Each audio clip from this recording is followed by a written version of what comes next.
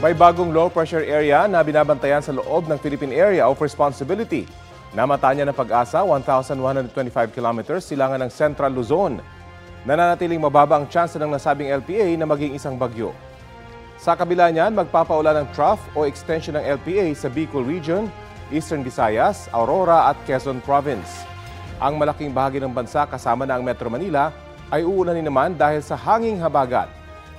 Posible naman ang mga local thunderstorms sa ilang panig ng Luzon base sa rainfall forecast ng Metro Weather. Asahan po ang ulan sa halos buong bansa sa mga susunod na oras. May heavy to intense rain sa ilang lugar na maaaring magdulot ng baha o landslide.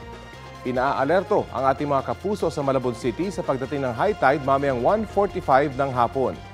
Posibleng umabot yan ng 1.70 meters ayon sa LGU.